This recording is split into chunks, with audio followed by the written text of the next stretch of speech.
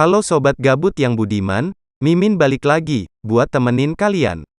Semoga kalian semuanya selalu sehat ya. Kali ini Mimin akan bahas film yang berjudul Lord of the Streets 2022. Film ini menceritakan tentang perjuangan seorang legenda tinju yang terlilit hutang akibat ia bermain judi, sehingga anaknya diculik, dan ia berusaha untuk menyelamatkan anaknya. Tanpa banyak basa-basi lagi, kita langsung masuk ke alur ceritanya. Tapi sebelum itu, seperti biasa buat teman-teman yang belum subscribe, jangan lupa tekan tombol subscribe-nya ya. Karena subscribe itu gratis. Di awal film, diperlihatkan sekelompok maling yang sedang berusaha mencuri sebuah rumah. Kemudian, si pemilik rumah itu terbangun. Karena ia mendengar ada suara mencurigakan, dan memergoki maling itu. Maling itu pun menembak ayahnya. Melihat hal itu langsung menghajar maling itu sampai tewas. Kemudian, polisi pun datang menangkapnya. Pria itu bernama Brandon Stone. Ia pun dijadikan tersangka kasus pembunuhan. Singkat cerita, 10 tahun pun berlalu. Di dalam tahanan, ia sedang duduk sambil menunggu sidang pembebasan bersyaratnya. Namun narapidana lain memprovokasinya, agar dia gagal mendapatkan pembebasan bersyarat. Kesal dengan hal itu, ia pun menghajar napi itu.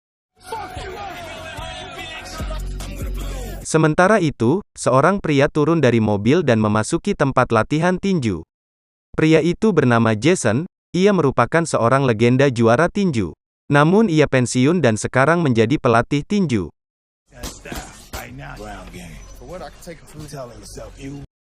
Setelah selesai mereka pun pulang, Jason pergi ke rumah istrinya, untuk menemui anaknya. Ternyata, anaknya sangat benci dengan Jason. Sedikit info, Jason pernah membunuh lawannya dalam suatu pertandingan, hal itu yang menyebabkan keluarganya kecewa kepadanya. Setelah kejadian itu Jason menjadi suka mabuk-mabukan dan bermain judi. Kemudian, ia pergi ke sebuah tempat judi milik Ken. Di sana ia bertaruh judi dengan Ken. Namun akhirnya ia kalah dari Ken, sehingga ia berhutang sangat banyak kepada Ken. Karena Jason tidak punya apa-apa lagi, ia pun bersedia menjadikan dirinya sebagai budaknya Ken. Namun Ken tidak mau, ia hanya ingin Jason kembali bertarung. Jason berkata, bahwa ia sudah tidak bisa lagi berkelahi lagi. Ken berkata kepada Jason, ia tahu bahwa akan ada pertandingan antara anak Trey anak asuh Jason melawan Brock. Ken meminta Trey untuk mengalah, karena ia akan menaruh uang taruhannya di Brock. Jason berkata, jangan bawa Trey ke masalah ini salah saya, jangan libatkan siapapun. Namun Ken tidak peduli, jika tidak ia akan menembaknya. Jason pun pergi dari tempat itu. Sementara itu, Brandon Stone ia sedang bersiap menunggu sidang pembebasannya. Saat sidang dimulai, awalnya berjalan dengan lancar, ia dibebaskan karena selama 10 tahun ia selalu bersikap baik di penjara. Namun pada akhirnya hakim mencabut pembebasan Brandon, karena ia terbukti telah memukul salah satu napi di sana. Ia mengelak, dan berkata napi itu meludahiku. Namun keputusan hakim sudah bulat, Brandon pun gagal bebas. Keesokan harinya, Jason mendatangi Trey yang sedang berlatih. Ia berkata bahwa ia ingin berbicara dengannya, namun Healer datang karena mereka ada kegiatan lain. Jason dan Healer pun pergi ke penjara. Mereka pergi untuk melakukan sebuah program olahraga biasa. Saat sampai di sana, Jason berkata ini hanya olahraga untuk bersenang-senang bukan untuk saling bunuh. Kemudian, salah satu dari napi itu pun maju untuk melakukan sparring ini.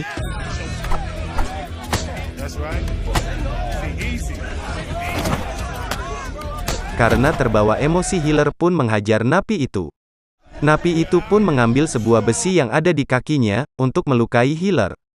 Healer pun terluka di bagian dada. Brandon pun menghajar para napi yang mencoba menyerang Jason dan Healer. Tinju yang tadinya untuk bersenang-senang, malah menjadi petaka. Pada akhirnya, program ini pun ditiadakan oleh kepala polisi, karena ini tidak berjalan bagus. Mereka pun pulang kembali ke tempat latihan. Jason menemui Trey, dan berkata bahwa ia sedang dalam masalah besar, dan berkata bahwa ia kalah judi dengan Ken, dan kamu harus turun di babak kedua. Mendengar hal itu, Trey tidak terima. Ia pun pergi dari tempat itu. Malam harinya, Jason datang menemui Ken.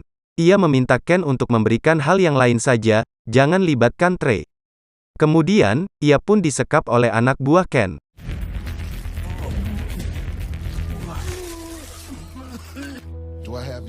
Karena ia tidak mau melakukan apa yang Ken perintahkan. Ken pun menunjukkan sebuah foto. Ternyata itu foto anaknya Jason. Jason berkata, "Jangan sentuh dia, aku kan melakukan apapun." Axel pun meminta Jason untuk membuka mulutnya, dan ia mencabuti gigi Jason. Ken memberikannya satu kesempatan lagi. Jika dia tidak melakukannya, maka Ken akan menculik anaknya. Ia pun diusir dari tempat itu. Singkat cerita, tinju pun dimulai antara Trey melawan Brock. Babak pertama Trey kalah. Jason berkata, "Sebagai pelatih aku ingin kau menang. Tapi sebagai teman aku dalam bahaya besar, terserah apa yang mau kau lakukan." Namun di babak kedua, Trey ternyata menang. Hal itu membuat Ken marah. Mereka pun pulang ke tempat latihan. Sesampainya di sana, mereka melihat pintunya sudah terbuka. Ternyata di dalam, Axel dan anak buahnya bersiap untuk membakar tempat itu. Trey yang kesel pun memarahi mereka, tanpa banyak basa-basi Axel langsung menembak Trey. Ini semua akibat Jason tidak mau mendengarkan apa yang bosnya perintahkan. Polisi pun datang ke TKP, untuk menyelidiki kasus ini. Kemudian, datang detektif Kayes ingin menanyakan beberapa pertanyaan kepada Jason. Apakah ini semua ada hubungannya dengan Ken? Namun Jason mengelaknya, dan tidak mau menjawabnya. Teleponnya tiba-tiba berbunyi. Ternyata itu adalah anaknya Jason yang diculik oleh Ken. Melihat hal itu, Jason pun seketika panik. Itu semua karena ia tidak mau mendengarkan Ken. Jason berkata bahwa ia akan menebus semua hutangnya dan biarkan dia pergi. Kemudian, Jason pun pergi ke tempat Ken. Ia pun menanyakan keberadaan putrinya kepada Ken. Dan berkata, "Apa yang harus aku lakukan untuk keluar dari sini?" Kemudian, Ken berkata kau harus kembali bertarung. Jason berkata bahwa, sekarang ia tidak bisa lagi berkelahi, karena sudah 10 tahun ia tidak melakukan hal itu, setelah kejadian itu ia tidak lagi berkelahi. Namun Ken menyuruh Axel untuk menghajarnya. Jason pun melawan.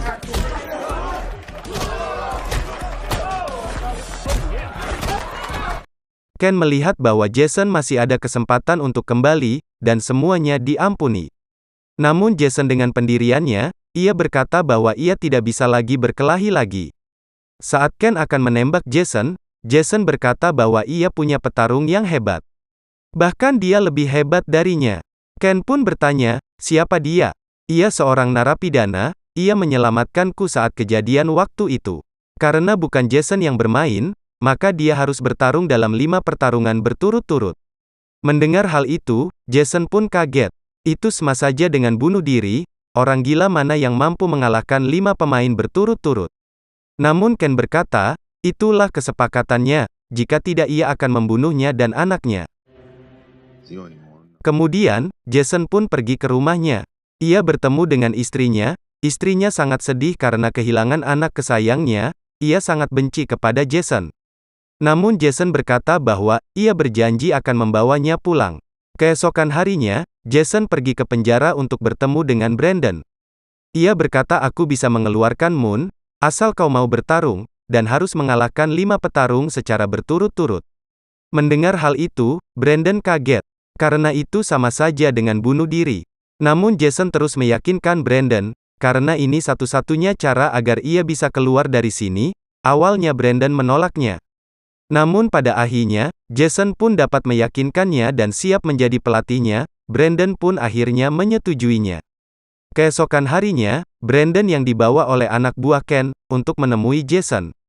Mereka pun bertemu, dan memulai latihan pertamanya.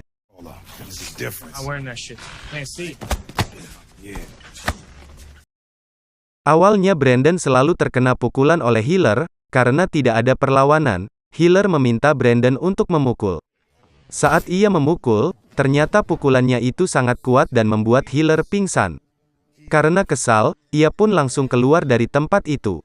Jason kemudian menghampirinya. Brandon merasa bersalah karena ia telah membuat Healer pingsan. Keesokan harinya, American Moon melakukan sebuah latihan fisik. Terlihat Brandon sangat tersiksa dengan latihan itu. Di sisi lain, terlihat anaknya Jason, ia diikat di bawah tangga oleh anak buah Ken. Sementara itu, Brandon yang sudah tidak kuat lagi melakukan latihannya. Ia memutuskan untuk pergi. Jason berkata bahwa anaknya diculik.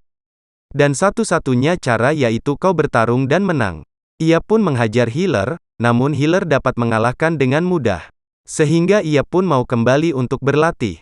Saat mereka akan pulang, detektif datang menghampiri Jason. Ia bertanya bahwa sebenarnya ada apa kau dengan Ken. Jason pun membantahnya. Namun detektif tahu bahwa Ken dengan Jason sedang ada masalah besar. Mereka pun pergi. Sementara itu, detektif mendatangi tempatnya Ken. Ia langsung memberikan si detektif itu segepok uang. Ken berkata bahwa akan pertunjukan besok di bawah. Dan terungkap fakta bahwa detektif ini sangat haus akan uang. Ia pun pergi dari tempatnya Ken. Sementara itu, Jason dan Brandon pergi ke rumahnya Jason untuk beristirahat. Keesokan harinya, mereka pun melakukan latihan.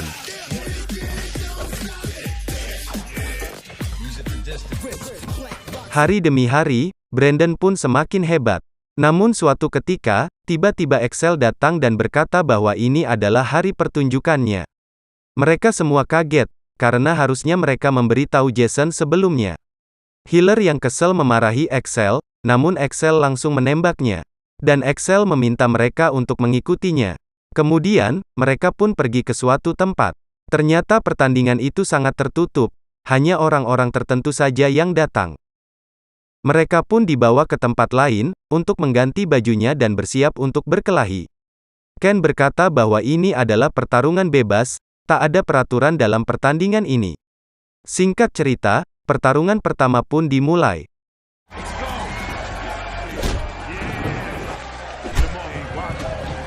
Di babak pertama ini, Brandon dapat dengan mudah mengalahkannya.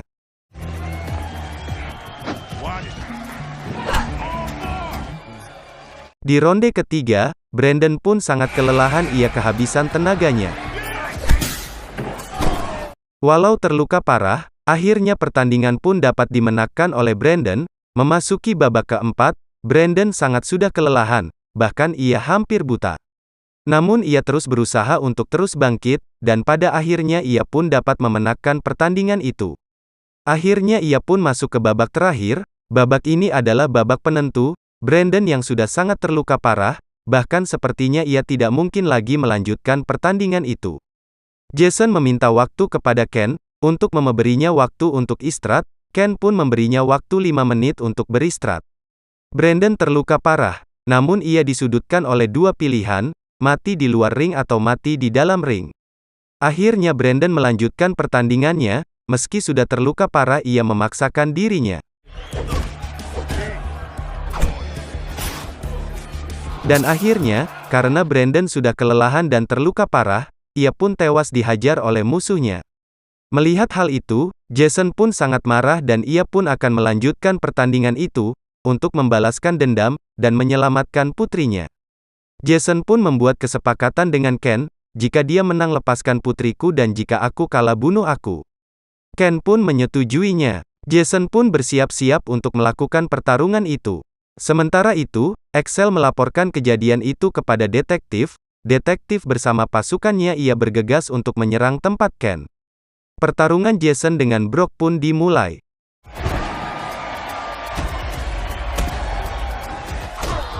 Saat pertarungan itu berlangsung, tiba-tiba datang polisi mengepung tempat mereka semua.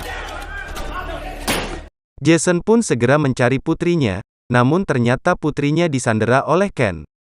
Kemudian, Ken berkata, kita selesaikan masalah ini seperti laki-laki, tanpa senjata. Ken pun langsung menghajar Jason. Namun pada akhirnya, Jason pun berhasil mengalahkan Ken, dan membunuhnya. Akhirnya putrinya pun selamat. Di akhir film, memperlihatkan Jason yang kembali lagi menjadi seorang petarung profesional. Dan film pun selesai.